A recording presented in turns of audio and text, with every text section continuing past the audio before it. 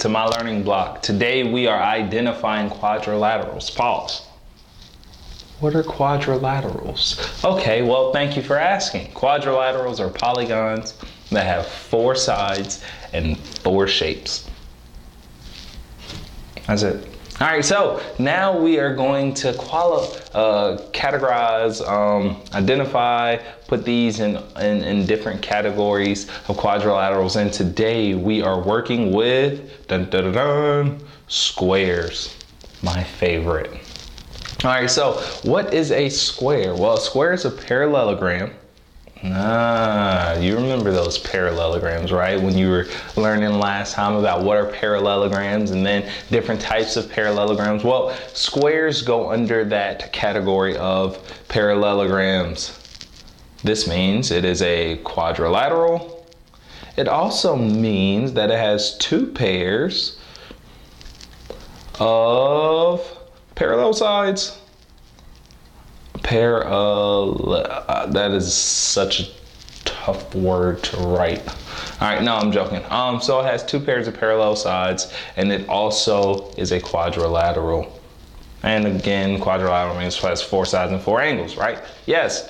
The only difference now with the square is a square has both 4 equal sides and 4 right angles.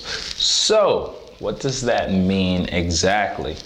It means a square is a rhombus and a rectangle put together, basically, right? That's exactly what you get. Because if you think about a rhombus has 4 equal sides, and a rectangle has 4 right angles, right? Or 90-degree angles. So if you put those together, you get a square. So when it comes time to categorizing each of these 3, the rhombus, the square, the rectangle, it's easy to realize that the square and the rectangle the rectangle and the rhombus make the square complete. However, a rhombus and a rectangle is not necessarily always a square, but a square is always a rhombus or a rectangle. So if your child sees a square, right? I'm just gonna do this because my picture is kind of ugly, and you know for a fact that it is a square based on its properties, right?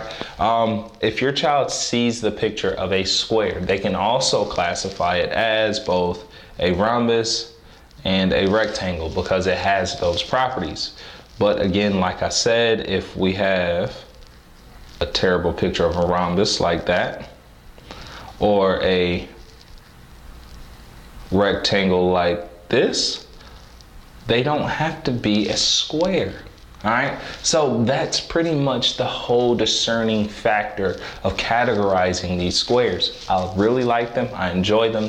They're pretty much in everything we do, area, perimeter, they're everywhere.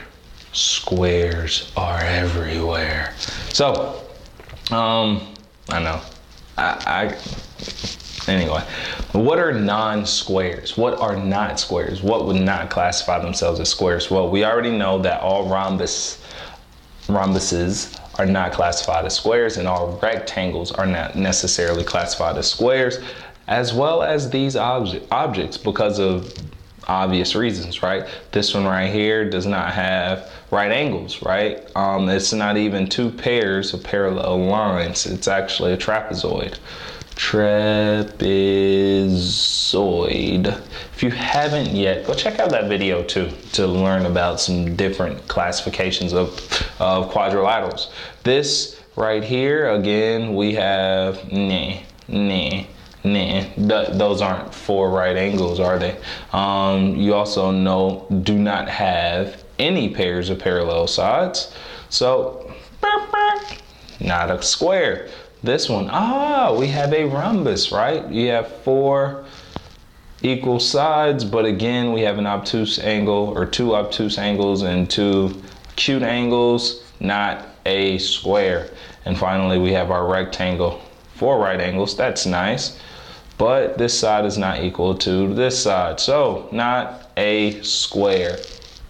Thank you again for joining me on my learning block. I hope this helps you with helping your child understand how to identify and classify squares with regards to quadrilaterals. Thank you again for joining me on my learning block. I look forward to seeing you next time, and bye-bye.